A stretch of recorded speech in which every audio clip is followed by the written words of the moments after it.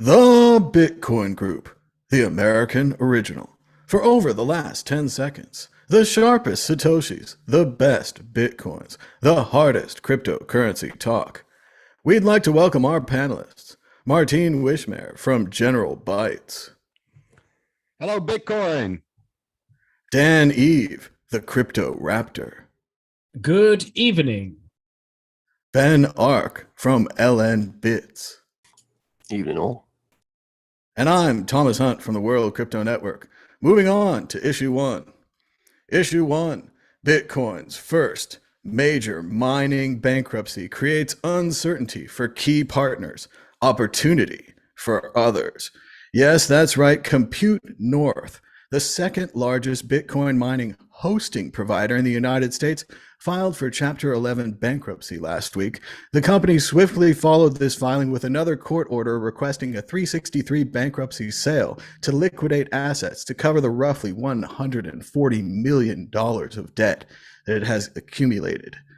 Compute North provides back-end services for Bitcoin mining companies. Now, the Bitcoin mining companies themselves may be in trouble because Compute North's contracts typically last 3 to 5 years and lock in a fixed power rate for the miner. The problem is Compute North did not lock in its own power rate with providers and now owes more than the contracts are worth.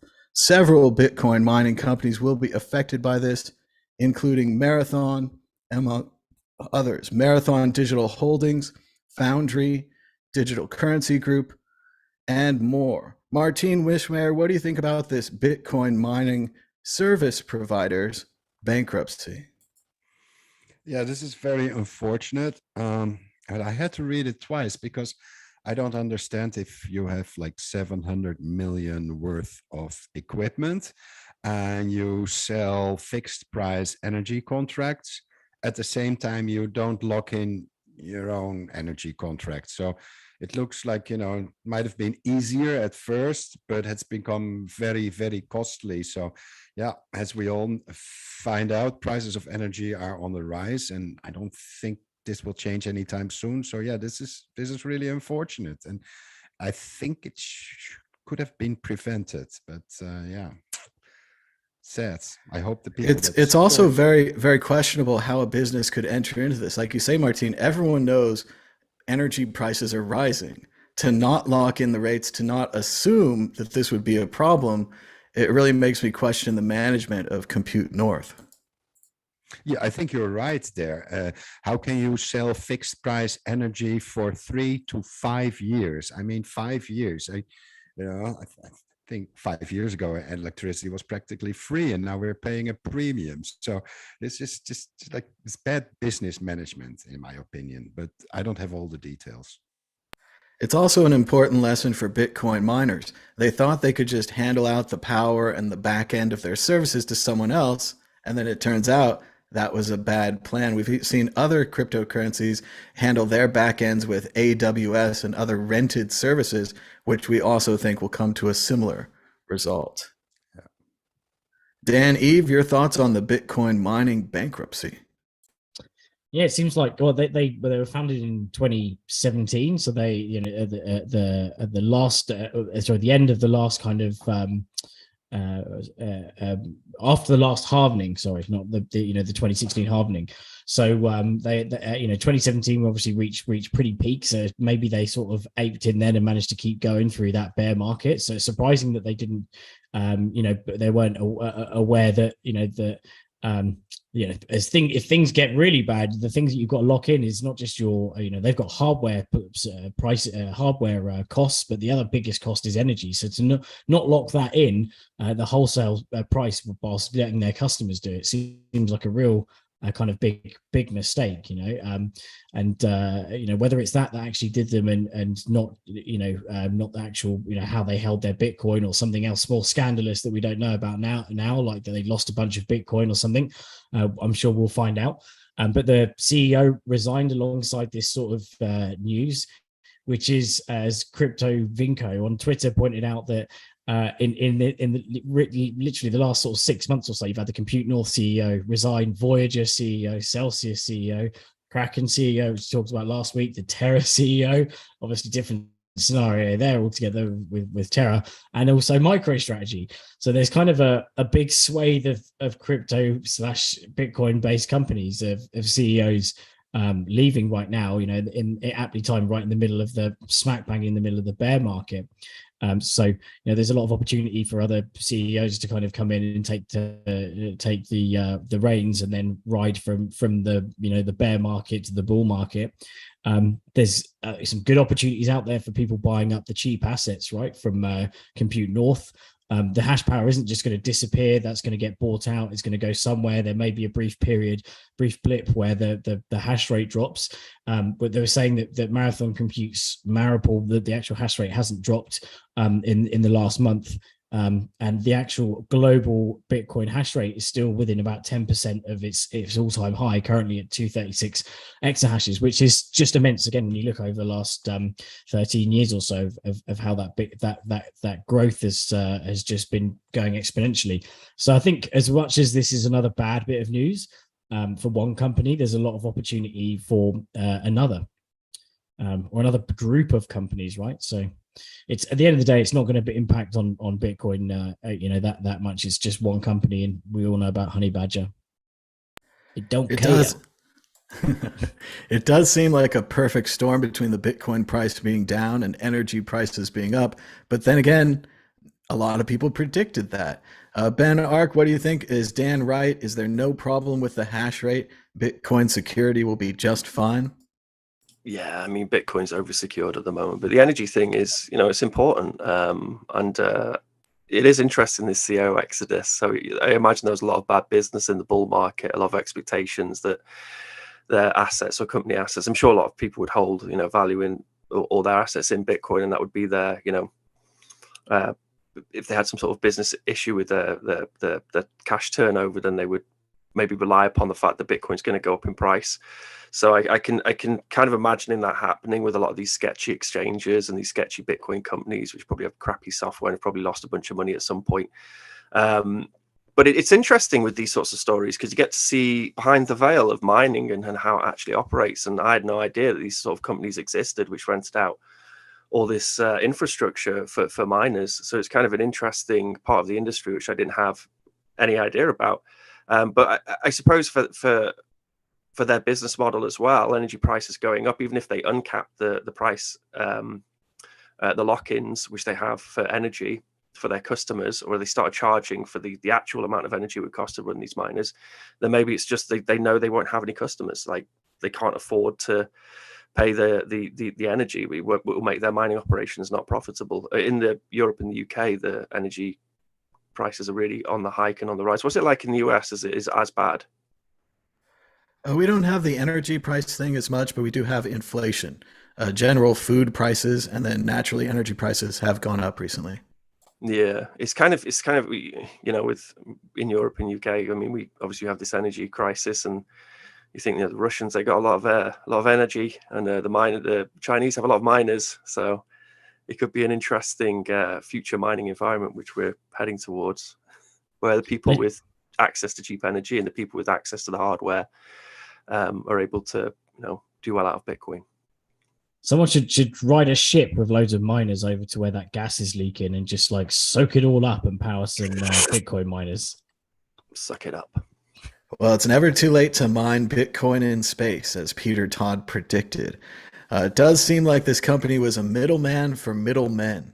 So I don't think we're that sad about their problems. And like Martin said, this is just a bunch of Bitcoin miners who didn't want to take care of their whole technical stack. They didn't want to manage the back end. They farmed it out to someone else. And now we see how that worked out. We don't have another topic for this. So if you can't predict the price of the energy, you could predict the price of Bitcoin. Martin Wishmarer will be higher or lower this time next week. Remember, you're competing against the greatest predictor in all of Bitcoin. This is not financial advice, but obviously many fortunes have been made on the wisdom of this ball. Oh no, we're on the way up. We've been going down for such a long time. I think we'll see a little bit of a bull run coming up. Maybe it's wishful thinking, but I'll have to let's have the ball decide. Pessimism no more. Hodl my bags. Dan, Eve, Are you going to let us down here? I'm gonna switch now for the first time in ages, which probably means it will go down. I'm gonna say I'm in agreement with Martin. It's been kind of floating around this price for a long time. I think we're gonna have a big pump, probably possibly up to even like 30K, and then there's going to be a bit of another downward spiral into negative territory. Everything else is down. Bitcoin separates from the stock market just a little bit and everyone goes bullish. Ben Ark, are you continuing this trend? Yeah, there's blood in the streets. We're at the bottom. We've been at the bottom for a while now, and I'm with Martin. Only ways up, baby. And now the Bitcoin predictor ball, source of all truth and knowledge. Here we go. We're going to shake the ball, which may cause bubbles. Will the price of Bitcoin be higher this time next week?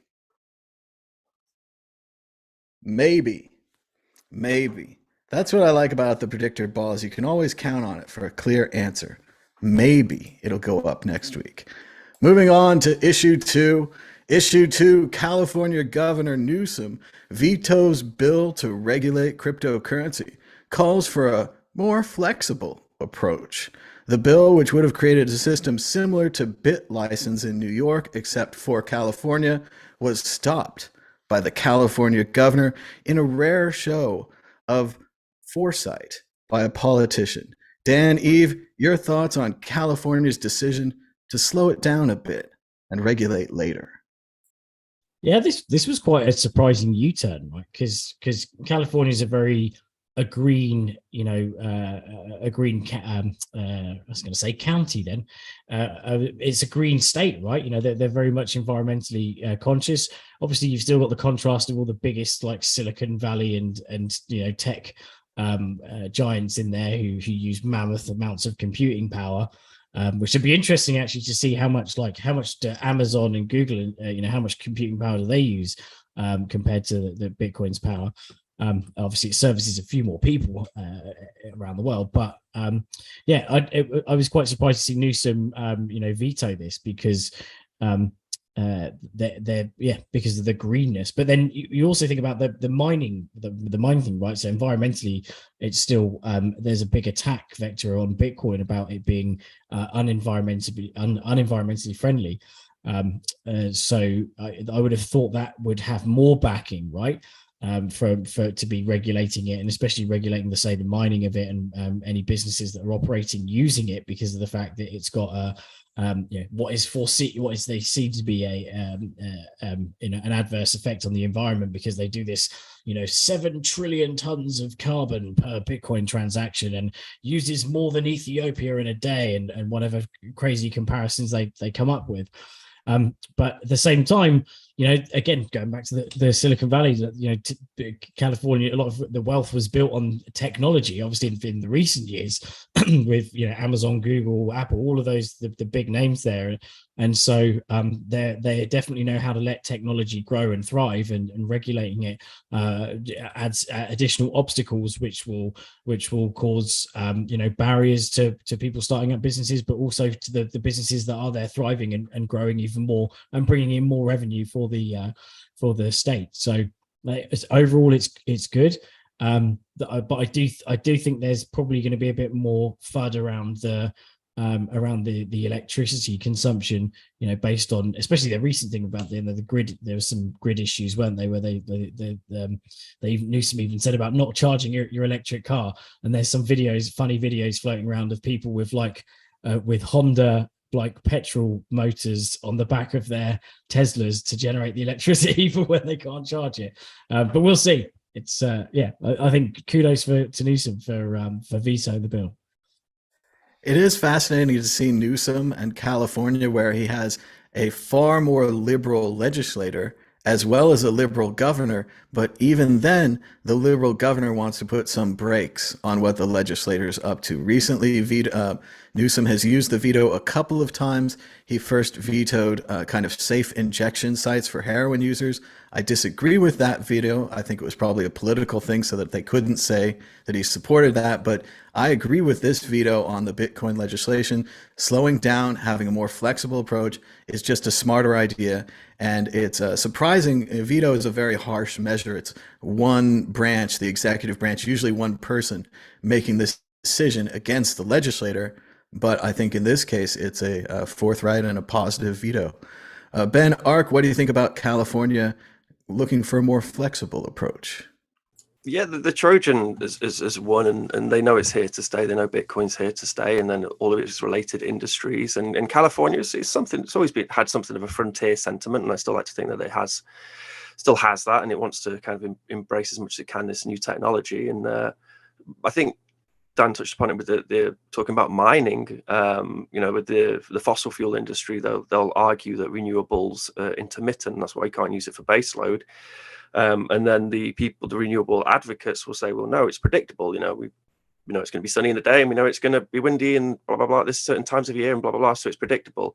And I think in California, you have a lot of predictable weather. So there's a lot of good mining infrastructure which could be rolled out, harnessing some of these renewables in California. And I think it's a wise move not to stunt the growth of that industry, because it could be a growth sector and an economy where there's fewer and fewer growth sectors. So yeah, I think it's a wise move. It is an incredibly huge state as well, not just Silicon Valley with the technology and the coding, but like Ben's saying, huge swaths of open desert land that could be used for solar mining and solar Bitcoin. Martin Wishmayer, what do you think about California and their decision? Yeah, I usually think that like regulation usually stifles innovation, and let the free market decide. And same goes for Bitcoin mining. And as Ben said, yes, there's plenty of space, there's plenty of skills and technology in California. So it would be a waste if they would regulate it and kill the industry before it even becomes big. So yeah, I think this is a good one it's good to veto this bill. We've seen in New York that the bit license was really damaging the industry, and by vetoing this bill, California still has a bit of a chance. So yeah, good. Just to remind everyone to push the thumbs up button for the YouTube algorithm. It loves that. I see all the other YouTubers ask you guys, and I know it's annoying, but it's how the algorithm works. So thanks for your support. Exit question: will Governor Newsom's veto work? Will he get a weaker version of this bill or a wait and see approach? Or, as Dan said, will the environmental threat of Bitcoin force California to come back with either overriding the veto or perhaps an even more draconian California bit license? Dan Eve. Sorry, what was the question again? I totally distracted. I'm sorry. Will the veto work, or will the bill come back stronger than before because of the environmental crisis? No, I think it's gonna work. There's a lot of tech lobbying in Silicon Valley, and I'm sure that a lot of the money floating around is probably dipping its toes into crypto and wouldn't want to shit on their bags, right? Ben Ark, the tech lobby wins out, or environmentalism overall? Well, who was it? There was someone we were talking about on the show about a month ago, I think, and they were complaining about Bitcoin lobbying powers making it too hard to then stifle Bitcoin's growth, like it was out of their control. I can't remember who it was, but it was some US senator or something. Do you remember who that was? Anyway, and I think that's it. I mean, I think there's a lot of good environmentalist lobbying now for renewables and Bitcoin in those sorts of environments, because it can be a way to make renewables more profitable if you can take the excess energy and harness it somehow in Bitcoin mining. So yeah, it's certainly an area of innovation and technology we shouldn't be stifled. And I think it has also a lot of plenty of lots of lobbying groups and tech lobbying groups which will stop it from being stifled. So no, yeah, it will get vetoed. I think it was Senator Brad Sherman, and he's kind of going through the Bitcoin stages of grief. He's getting close to acceptance. Martine Wishmare, what do you think? Will the veto be successful? Yes, I think it will be. I think many people will realize that you don't just save the environment by regulating Bitcoin. I think this, and it's important. The tech industry is really important for California. So, makes no sense to ban it, really. Meanwhile, Amsterdam continues to look into banning the weed industry. We'll see how that goes. There's an update on that. It's being shot. All tourists can still come to Amsterdam, be high as a kite during your stay. No problems. They will not ban you from smoking weed. So come on over to Amsterdam and show some integrity. I can hear the BTC Amsterdam conference breathing a huge sigh of relief. Everything will be fine. Moving on, check out worldcryptonetwork.com. We've got links to the podcast, old episodes, and more than 3,008 videos. That's a lot. You could watch the World Crypto Network for 3 months, 13 days, and 11 hours straight without sleeping. And let me know if you try that out. worldcryptonetwork.com. It's got links. Moving on to issue 3, El Salvador's Bitcoin law. 1 year on with the world's coolest dictator. How's Bitcoin going in El Salvador? Well, there's almost no use of Bitcoin as a currency. The Chivo wallet is hardly used, and they never did get it working properly. Businesses have taken down their "We accept Bitcoin" sign. There's no use of Bitcoin for remittances. Hundreds of $millions of public funds have gone up in smoke, which is as if the US spent hundreds of billions with nothing to show for it. Crypto crashed. El Salvador can't borrow internationally. The volcano bonds had interest lined up before Russia invaded Ukraine that it's over. Ground has not broken for Bitcoin City, and he's not sure it ever will. But a bunch of so-called American libertarians got flown around the country in military helicopters. Military escorts are the true meaning of liberty for a few people. Ben Ark, what about the Bitcoin El Salvador disaster, which we, of course, predicted live on this show, irregardless of the price of Bitcoin? It just wasn't a good fit. What do you think, Ben? I think it's important to be skeptical. And with Kelly, there's a lot to be skeptical of, obviously. But then for the people who live in that country, they do have a much safer country with all those criminals locked up.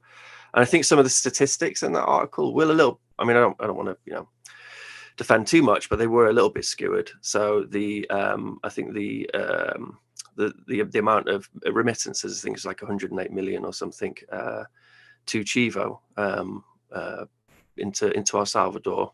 I think that was quoted, but I'm not really sure how many people in El Salvador still use Chivo, because it is really quite terrible, and it has been terrible. And it does mention that then in the article as well. So there's no real way of knowing how much money is being sent from the US by people working in the US down to El Salvador and then being spent internally in El Salvador. There's no way of knowing that. That's the point of Bitcoin. I've always been skeptical of Bukele, just because of the impact he's had on democracy in the country. But I watched his UN speech and I thought it was pretty good. So that gave me a different outlook on the guy. I spoke to someone in El Salvador and I said, what is Bitcoin adoption like in El Salvador? And they said, well, it's kind of like the elephant in the room. Like, it's there and everyone knows about it, but no one really talks about this thing. But I think the main point is that it's a currency option. So yes, everyone can just continue to use the USD, which they're used to, and they used to use cash, and it's stable and it doesn't go down drastically in value. But they do have that option if they want to use and play around with Bitcoin and use it as currency. And I think we all agree that a lot of us agree that there's going to be something of a bull cycle coming up. And just like everyone else around the world, when bull cycles happen, everyone gets interested in Bitcoin, and they'll be in a very good place to start using it and playing around with the technology. So I think it's too early to say that the experiment has ended and it has been catastrophic. I think for people in the country, they're pretty happy. It's safer than it ever has been. They've got this thing which kind of a bit awkward, and they've probably still feel a little bit pessimistic about, but it's there as an option. So let's hope people play around with the technology and explore it, and let's hope it onboards some developers, and they create something of an industry down there, and then let's hope they learn from their lessons, such as the Bitcoin City fiasco and the Bitcoin bond nonsense as well. It's I'm going there in November, so I'll check it out and see how people are using it. Martine Wishmayer, what do you think about El Salvador and the trouble? Do you think this was all about the price of Bitcoin? If the price hadn't gone down, would everything had gone smoothly? Absolutely. Just imagine if the price would have gone up like dramatically, like to 100K or something, the whole situation would be different. El Salvador wouldn't have to like loan so much money. It would have been a great investment. I don't know about this whole Bitcoin city thing. I thought that was a bit flawed. And I mean, who wants to live near a volcano anyways? But yeah, I think it's just a matter of time. And now that the price is down, they use it to bash, you know, the whole idea. And it was definitely written by a Bitcoin hater. So yeah, it wasn't. I think give it some time, give it like 4 or 5 years, and they'll be okay. I just hope that they'll last that long, you know, like not getting any money from the IMF or it's like difficult, and it's already, you know, this is a country that had a lot of setbacks over the years. So, you know, you can't expect just to announce Bitcoin as legal tender and everything will automatically fall in place. No, this will take years. And I think it's good to have an optional, like a plan B, not plan B, but, you know, like an option. If your currency in a country is based on basically using somebody else's currency, you have no control over inflation or anything. So it still makes sense. You know, nothing changed in the fundamentals there. And personally, you know, if I would be like the El Presidente with my cap on, I would have probably not forced it upon people, because force usually doesn't give the right results. It's better to, you know, better to educate people about it and let them decide for themselves. And this was, you know, a bit missing in the whole El Salvador story. As Ben said, you know, the whole Shivo wallet, you can't measure success of the project in terms of Shivo wallets. I found that many people are using it. A lot of people, like the Dutch Bitcoin community, they were like all over El Salvador, and many of them already visited and paid for their fast food and their some pomposas or something, like regular food, like with Bitcoin, and they said it works fine. You know, there's no real need to use dollars, and that I think did succeed. You know, it's still working. You know, unless you go to a market, you can still use Bitcoin at most places. So yeah, I don't see it as a failure. I think this reporter wrote the article with a bit of an agenda, I'm afraid. Well, I agree. Others might value Martine's education approach. I think Bukele's brand is force. But the president says that he's holding. So, Dan, Eve, what about this? Can Bukele hodl through this disaster? Is there a chance that El Salvador comes out on the other side and we rewrite all of these articles and we say, hey, they have lots of money in their treasury. Everybody made money. It's all happy. There was just that down period. What about that possibility? Well, you know, with the Bitcoin price the way it is, and the loan, you know, seeming like it may default because of all the expectations of what the Bitcoin bond would have sold and versus what it actually has, and how they're going to get that money together. You know, from a certain perspective, you know, it isn't because as smoothly as it was planned. But you know, most experiments don't go off to an absolutely flying start, and the experiment itself isn't over yet. Now, ultimately, El Salvador, as Martin said, they don't have their own currency. They're using someone else's printed currency, which most of it didn't even exist before 2-3 years ago. So they had to take a risk. They were cornered into a position where they couldn't just print new money to go to war and do all these other cool things and throw money down the drain on crazy schemes like the Bank of England, the Fed, and the ECB do. They've got to take a risk and get away from this chokehold that's on them from another currency being printed by a third party who's devaluing their own purchasing power, and without any of the benefits of being able to kind of have some of that additional printed money for themselves. They said, the guy wrote it, David Gerard, he wrote, I haven't read it yet, but I do want to read the attack of the 50-foot blockchain because it sounds really funny. But you've got to take, the thing with people that are negative about Bitcoin, you can't just be completely dismissive about them, because often, you've got to take what they say with a pinch of salt, and they are going to have, out of all the just general waffly criticisms, they're going to have very pertinent points that they're going to be raising, that as a community and as a if you want the technology to thrive, these are certain things that you should be taking on board and actually listening to and thinking, how can we address these issues, rather than just taking the arrogant approach of it's the best thing since sliced bread and nothing anyone can do can improve it ever, or the rollout of it should just work, and anyone who doesn't do it, all those kind of blasé sort of attitudes to criticism, I think just, they're not very constructive. There's going to be bad parts of the rollout, there's going to be good parts of the rollout, there's going to be people who find it useful and people who don't find it useful, and the comment in the article about it being it was rolled out and no one really talks about it now.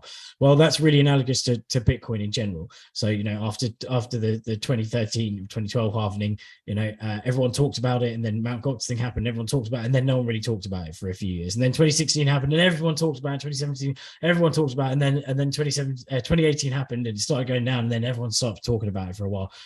And then 2020 happened, rinse repeat. The fact is that it kept on, all the infrastructure kept on being built in the background, more people learned about it, more people used it, more diverse applications happened over the top, more wallets came out, more different ways of using it that people didn't think of initially, or during the last cycle of when everything was being talked about. So I think he does make some good points. I think particularly the thing about libertarians like riding around in military helicopters was quite funny. Because the being non-libertarian is good when you're riding around a helicopter, a military helicopter, and looking at a volcano. But I would actually like to live near a volcano, as long as I don't become like what's his name, Vesuvius, and which was a terrible thing to happen.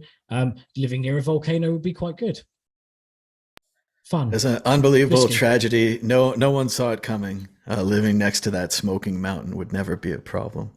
But yes, as we've been talking about here, we didn't really support this idea from the beginning, but that doesn't matter. We don't own Bitcoin. Any country, any person, any company has the right to try and to adopt Bitcoin and do whatever they want with us.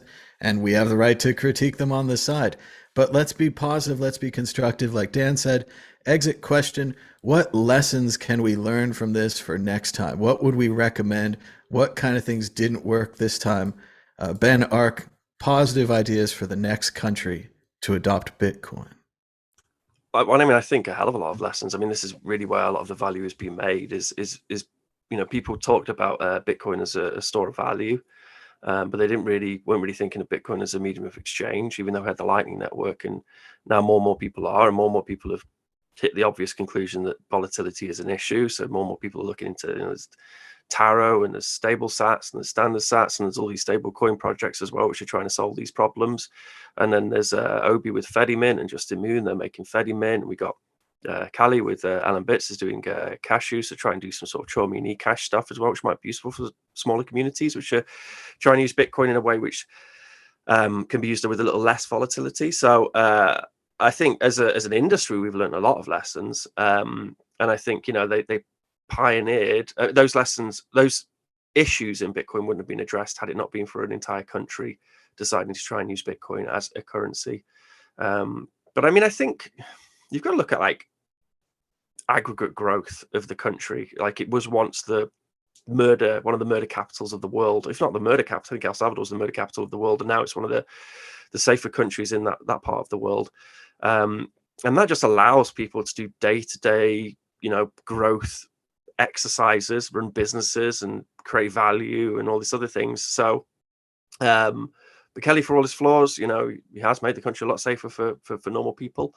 And Dan was entirely correct in saying that the US right now, they're inflating the hell out of their currency, and El Salvador are using that currency, but they're not getting any of those fiscal values. So lessons learned would be that we need to up our game and have better solutions for these countries which want to make use of this amazing free and open source technology stack, which can create, value transfer without a country or a bank or businesses being in the middle of those transactions. So that's, yeah, we're not words, but yeah, they're the lessons we can all learn, I think. Martin Wishmayer, lessons learned, things to do better next time. I think looking at like the infrastructure, they more or less like reinvented hot water. Like, they went for a custodial wallet, which they wanted to build their own. Well, I think there's plenty of options already out there. So this is something that they could have like saved a lot of resources by going for something that's already there. Same goes for their Shivo ATMs. People complain that they're like offline, like all the time.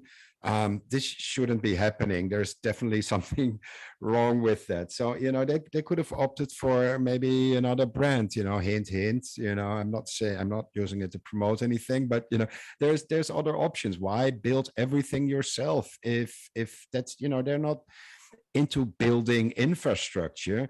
No, they're there to make it work in a country. Then use whatever is available, like point of sale terminals. Like they could have used Bits for that.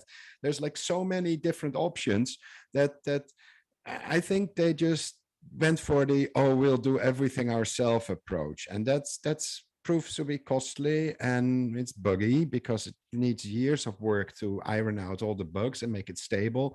And yeah, I think that's one thing they could have like improved. So if another country adopts that, go for some stuff that's like there off the shelves. Just get it, just get it instead of like design it yourself. And at the same time, I think the whole pressure thing, like you will accept Bitcoin or Bukele will come after you, that's just rough. It's like that will get people angry regardless, whatever the subject is. If you tell people they must do something, usually that backfires. People don't want to do anything that they're forced to do.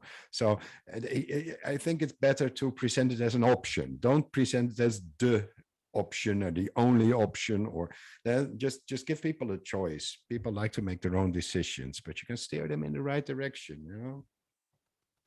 Yeah, that's number one on my list too. Off-the-shelf tools. It's fine to make a language pack for an existing ATM or an existing wallet, but when they tried to create their own wallet, it created uncertainty. Many people thought they were going to run off with the money. There was code problems and just potential for code problems. And I understand the idea. They want to build up their local economy. They want to build up their coders, build some industry. I get that, but it's too risky. It's unnecessary. And as Martin said, especially with a computer science perspective, there's so many already tested, already iterated tools that they could have used. And this bumps up into my second point, which is no false giveaways. One of the reasons they were using their own wallet is so they could claim that they gave everyone $30.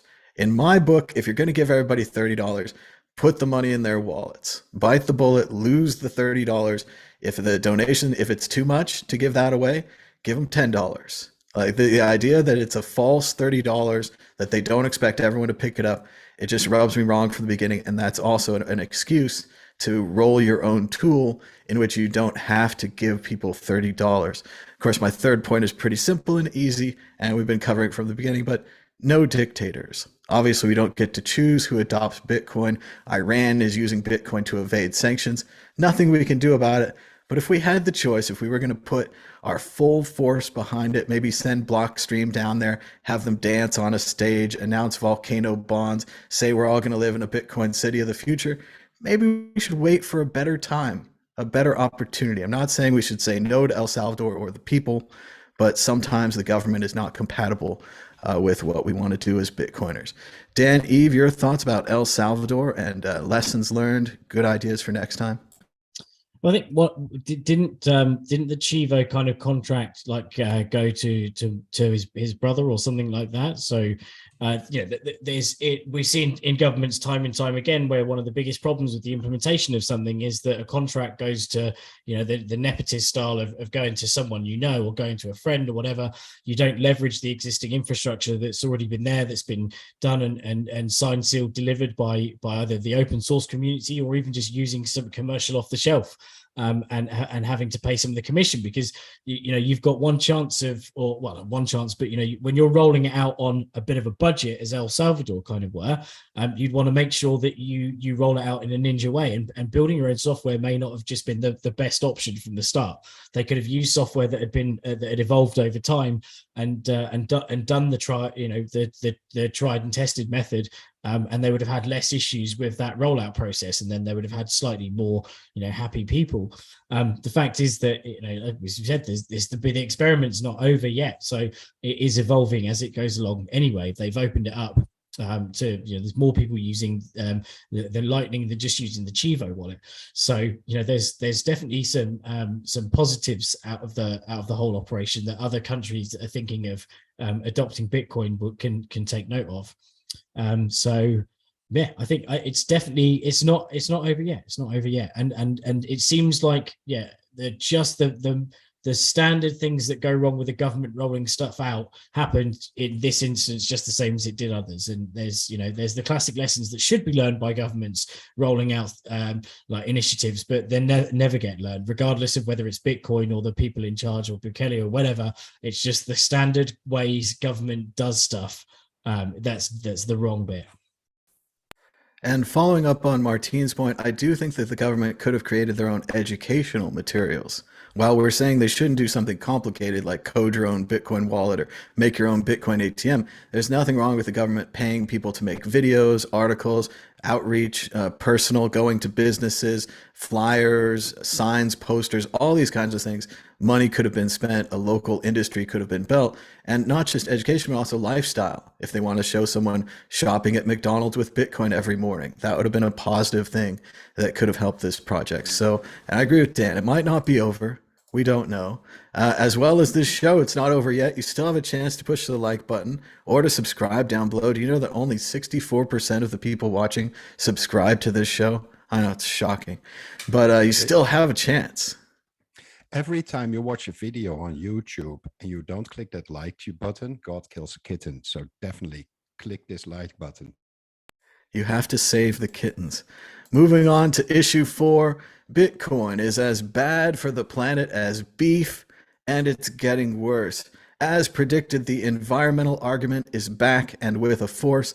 They now say that Bitcoin mining is as bad for the planet as beef, almost as bad as chicken raising and other options that are just bad, bad, bad.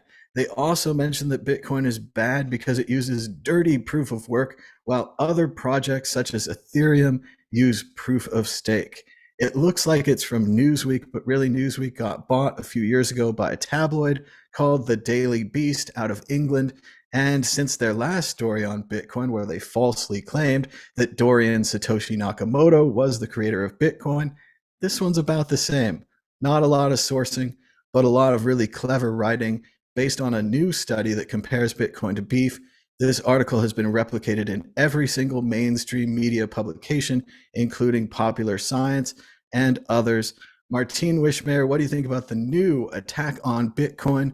It's bad for the environment. Yeah, you read it. I'm like, and then at the end of the article, it's like, but it could be like Ethereum that switched to proof of stake. And it shows that the author has no idea. They're just like fucking clueless. Sorry, they're just clueless.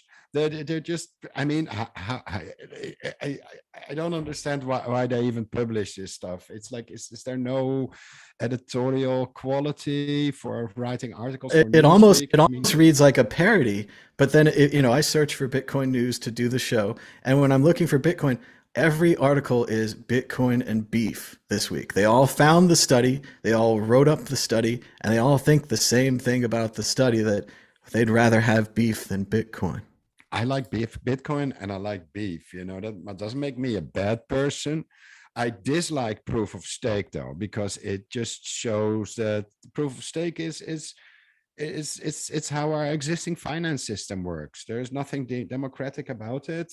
Proof of work is much better in that respect. And okay, yes, it uses a lot of electricity, and yes, we could do with a lot less usage, but at the same time, we've got a currency that cannot be controlled by third parties. It's bulletproof, and it has been bulletproof even after what, 12 years of hammering on it.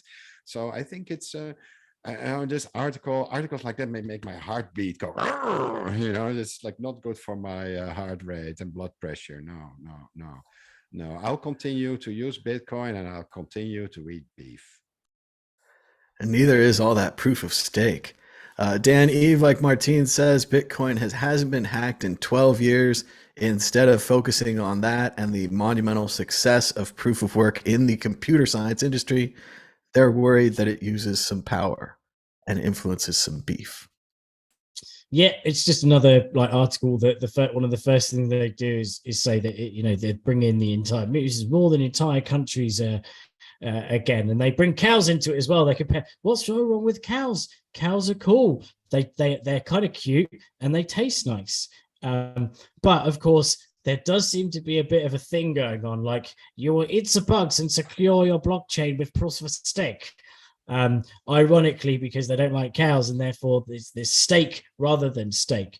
Yeah, they do the whole tons of each Bitcoin mined is X tons of carbon, and bring out all these silly things. But one of the things the comments in there, it says is like, we can use information on the electricity mix in those countries, and that seems like a bit of a blanket approach to their methodology, right?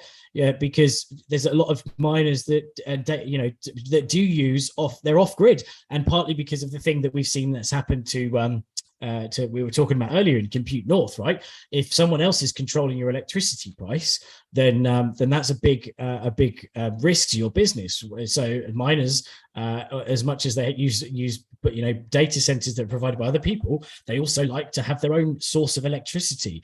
Because they're in control of that. Aside from things like if it's a dam, then the fact that if there's not enough waterfall that year in terms of from precipitation, then that can affect supplies of the actual dam and but largely it's better to be in control of your own energy than it is to use someone else's. So that seems a bit odd just to say we looked at the general mix of energy in the country and then extrapolated out of that it would be bad for the environment. Because we all know that some of the cheapest electricity is by excess by waterfalls and stuff, because we don't have a good method of storing electricity. So the best way to store electricity, if you can't use it on the fly, is to pump it into Bitcoin mining, and then at least generate some economic value out of that. But there's as Martine said, the fact that he does kind of mention proof of stake. It seems like he's gravitating towards Ethereum specifically and jumping on that bandwagon. Whether there's a lot of paid stuff or not, what would be really cool is if legislation passed to say, how you couldn't shill something without saying this is paid for, this effort. Before you just be able to go, I just need to tie my shoelaces, and you'd show trainers, and you wouldn't know that influencer was being paid by Nike or whatever. And now they have to say, I'm being paid by Nike. Imagine if these people writing articles had to say who they're paid by. Like, this article is sponsored by Ethereum. That's why I'm bashing Bitcoin in it and I'm bogging on about proof of stake. But ultimately, he said in one of the last comments is. According to Jones, a different process called proof of stake could be used instead to mine Bitcoin, which could drastically cut its climate impact. And I say to that, according to the first little piggy, straw can be used to build your house instead. Build your house out of straw. Watch out for huffing and puffing. I agree with Dan that there's the same old study, the same old article. They don't include the possibility for tech updates like a new chip or a new electrical mining process. They don't compare it with the Lightning Network and the number of transactions that we can do now versus what we had before. And additionally, we keep seeing this false comparison. It's always Bitcoin uses as much energy as a country, or Bitcoin uses as much energy as beef. Compare Bitcoin with banks, not beef. How much energy does the current banking system use? And yes, it'll take a while. You'll have to do a longer study. But once you have that number, then you can start to compare what value and what do we get out of the current banking system, which doesn't even cover all of the people on the earth. Not everyone has a bank account. This is a huge fail. You're not a good banking system. You steal from people. Everyone knows. You look into their accounts, money laundering. You can take from their accounts. No one likes the banking system. The Bitcoin system is better. And yes, we're going to have to use energy to get a better system. But by comparing it to beef, we're just back at this Christmas lights, PlayStations, countries like Portugal and Ireland. Compare it with the banking system. Do a real study. Ben Ark, what do you think about Bitcoin and beef? There was a study, wasn't there, on the banking system, and it was far worse, far worse. The Rudolph Goldberg machine, which is the legacy banking system, Bitcoin's far more efficient than that. But I mean, you talk about cows. I mean, all the methane these ETH heads produce, I'm sure has like a detrimental effect on climate change. So maybe that should be addressed. And we could use the methane from the cows to mine the Bitcoins. And then I don't know if that's a thing, if anyone's mining with the poo, but I'm sure that someone should experiment in that world. But Bitcoin mining with renewables is a growth sector. There's a lot of money being pumped into it, and I think the point is that if they're so impassioned by Bitcoin's carbon footprint, which is fair, like I think it's got a heavy carbon footprint. We get a lot of value out of it, but we do have, we are over secured, and we do use a lot of carbon in that process, or produce a lot of carbon, sorry, in that process. Then call out these miners, like go find the miners who are mining on coal or whatever. These big mining operations, they're not hidden. They're not like, crypto anarchists hiding in some dark corner. They're big operations which you can go and you can call out and you can lobby. You can say, look, these miners produce all this horrible, filthy carbon from mining Bitcoin. Attack, and then people will attack them. So put your article to good use and actually give us someone to vent our anger at. It's miners can be lobbied, and by they're these big operations, and I think there'll be more of that which happens. These sorts of stories, they kind of remind me of I can't remember what it was years ago, but there was Bitcoin has the same valuation as Twitter, and everyone was like, oh my god, Bitcoin's, and it's like you got these milestones. So now we have this new milestone. It's like Bitcoin has a more detrimental effect on the environment than cows. And it's like, okay, we've hit this new milestone now with the cow thing. Does need to be addressed. People are addressing it. They can make themselves useful and give us some names to target these big, horrible carbon producing miners. Exit question. Where do we go from here? Do they just continue to attack Bitcoin based on environmentalism? Martine, what's worse than using all the energy as beef and or cars? Where will the attack on Bitcoin's environmental footprint go from here? We'll have more complaining tree-hugging hippies, I'm afraid, for the near future. But, Honey Badger don't care. We'll keep mining. We'll keep mining coins. So, no, I'm not too worried. Ethereum, the whole proof of stake merge thing turned out to be a big nothing burger. And, I believe the price is even down. So, we can't switch Bitcoin to proof of stake. I mean, if people say that, I think they haven't understood they haven't understood Bitcoin correctly. But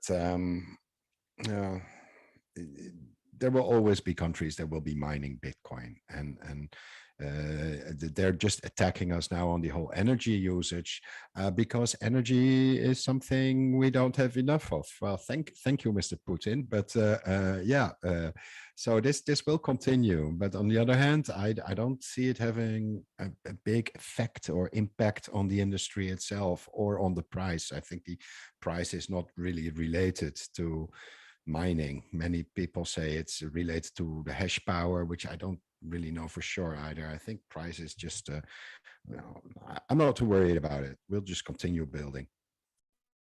Dan, Eve, does the environmental attack continue?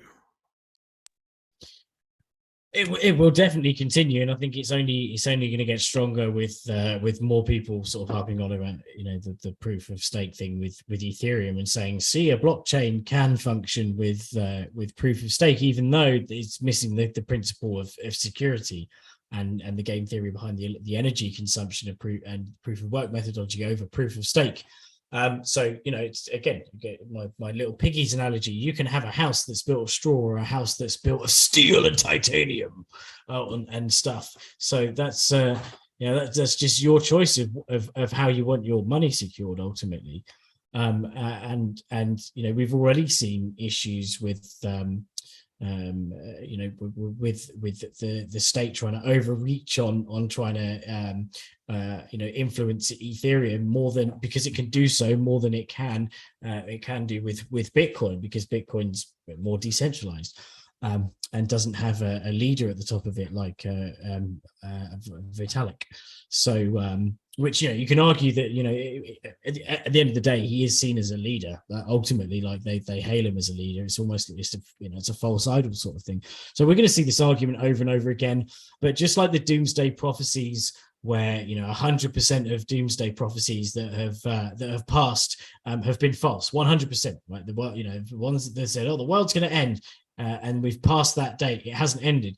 And remember, there was that article in, I think it was like 2017, and it was like, the Bitcoin's going to use more energy than the world could produce by X, and it didn't. Like it didn't work like that. They're misunderstanding the fundamentals of everything. And I'm not professing to understand it, but there's certain things that are horseshit as soon as you hear them, and that was one of those things. And so we're going to see this stick being used to beat Bitcoin for a long while, but it's honey badger, and the benefits will far outweigh the FUD that's being dragged through the mud. Ben Ark, will the environmental attack continue, and will they be discouraged when it doesn't work and the price of Bitcoin goes up anyway? I think that general people who are more well informed on Bitcoin than they were before. I think they are getting more informed on the nuances of proof of work and mining, and there's lots of conversations just being had by general. But yeah, the analogy of a house built on sand is perfect. With the Ethereum stuff, it's built all this great stuff, but it's built on sand. Like, it works fine until you have some UASF like swan event, and suddenly you realize who has the power over the protocol. There's this great quote by Vitalik, and he was saying that I retweeted it, but I can't remember the exact quote, but he was saying that the changes gives them less hurdles, which they need to overcome if they want to make changes to Ethereum, which is good. And it's like, well, no, it's not. Like, that's the point. Like, the reason Bitcoin's hard to change is because it's decentralized and we have consensus and it's really complicated. And the very fact that it's hard to change is what gives it immense value. There will continue to be FUD, but thanks to the great work of people like Margot Payers and Troy Cross and some of the scientists who are working to try and encourage the renewable mining industry to grow, and who are being very pivotal in educating people, these big influential people behind closed doors and lobbying groups and whatever else. Bitcoin will become better when it comes to mining, and people will get a more nuanced understanding of why proof of work is important. Proof of work works, and proof of stake is the same thing, same shit. We've already had, just the stakeholders have control and whatever. That's what we have. So why? Yeah, it works. It's easy to build stuff on. It's easier to make changes to, but that's because it's not decentralized. So no. We're running out of time. Martine Wishmayer, are you ready with a prediction or a story of the week? Go ahead. We are going to Bitcoin Amsterdam. So we just finished our booth. We got everything, like sorting out everything. We'll bring an ATM. We'll be presenting our whale books, a crypto accounting package. If you don't know why you need it, then maybe you're not the target audience, but it's going to be a really, really good event. It's like the news just in, tourists can still smoke marijuana. There will be lots of Bitcoiners. We'll be floating on a boat. There will be boating accidents. There will be parties. There will be drunk people. But most of all, there will be Bitcoin everywhere. So if you're here in 2 weeks, I think it's like 12, 13, 14 or something like that of October, then do come over to the Westergasfabriek, which is like the old venue where we used to be like crazy out of our minds on bouncing around on house music, but now it's a legit conference hall and we're having a conference. So it's going to be really nice, really cool. And I hope to see you all out there. Very cool. Bitcoin Amsterdam. Also a shout out to the HCPP convention that's going on this week in Prague. Sorry we couldn't be there. Maybe next year. Dan, Eve, prediction or a story of the week? Go ahead. I predict that Newsom is not going to be a nuisance to Bitcoin, and he will kick off plans for a huge solar-powered Bitcoin mining farm in the Mojave Desert somewhere. There's already like a 392 kilowatt. Megawatt, 392 gigawatts. I don't know, it's megawatts, not gigawatts. I couldn't remember, but 392 megawatts of solar power that's coming at the base of Clark Mountain in California. So why not use that to build solar power that can also be used for mining Bitcoin? Seems like a legit idea. So I predict it will happen. Sounds like an exciting future for California. They're also going to put some kind of a solar shield on top of the aqueduct to both protect the water and generate solar power. Ben, Ark, prediction or story of the week? Go ahead. Gigamegs. I'm also going to be going to the Bitcoin Amsterdam. Looking forward to it. Going to do a bunch of workshops. Going to take loads of point of sales, little hardware wallets as well, because it's an amazing hardware wallet project by Vladstan in LM Bits. And he's recently this week, actually, he's done like a new version where you can use an SD card and you can air gap it as well. So we can also use over web serial, but people complained about that, which is fair. So we've also got like an SD card air gap version, which is very cool. So we'll be doing some workshops on that. We'll also just be knocking around Amsterdam. Crikey, I can't remember. There's some great Netherlands podcasters. There's going to be some great side events as well in and around Amsterdam. So, use your time wisely. Don't get too stoned out of your minds, because there's going to be a lot going on, a lot of learning to do. I don't want you coming to my workshop stoned. So, please, because I've got soldering irons. So yeah. But no, it'll be a lot of fun. Looking forward to it. And then after that, I'm going to go to Bedford to see Peter McCormack and then drop off a couple of point of sales for him to use in the football club. So that'd be really cool. Yeah, fast times. Looking forward to meeting up with Martin in Amsterdam. Will be great. Oh, and also big shout out to the HCCP. Gutted I couldn't go. It was just the best conference, best venue, Parallelipolis, but couldn't make it. So yeah, big shout out to them. That's very cool. You're going to Bedford, Ben. It'd be neat to see the football club. I've been watching the Welcome to Wrexham series, so I know all about this small team in Northern Wales because Deadpool and Ryan or Rob from Always Sunny bought it. So it's been fun story, fun TV show. We got a story of the week this week. It was a year ago, almost today, that Christie's auction house sold an entire set of curio cards, a full set of 30 cards, including the misprint 17B. The estimate for the auction was 250 to 350 Ethereum. The auction closed at 393 Ethereum, which was around $1.2 million for a full set of curio cards. An incredible event in curio cards NFT history. And check out the Mad Bitcoins channel on YouTube. It's the first time in almost a year that I've uploaded some new videos to Mad Bitcoins, so check those out. We've got an interview with Oliver Morris, originally on this channel for a long time, who made a rare Pepe. Very cool to see Oliver doing good. We've got an interview coming up with Buttercup Roberts about Ross Ulbright and the Silk Road. That's a good one. And this weekend, I'm releasing my Hugh Grant parody video of curio cards being listed in Christie's auction house. It's kind of fun, and I just saw it sitting there. So check those out on Mad Bitcoin's YouTube channel. Also, I did an interview with Jake Gallen. Check out Jake's channel at Jake, Gallen, or the links on Mad Bitcoin's Twitter. Mainly, we talked about curio cards, and as it says, Bitcoin Pioneer tokenizes history on Ethereum. But you guys might want to check that out. It's about an hour-long interview with me. But thanks so much to everybody for joining us. Be sure to give us a thumbs up and subscribe down below. It really does help the YouTube algorithm, which controls the views to this show. And until next time, bye.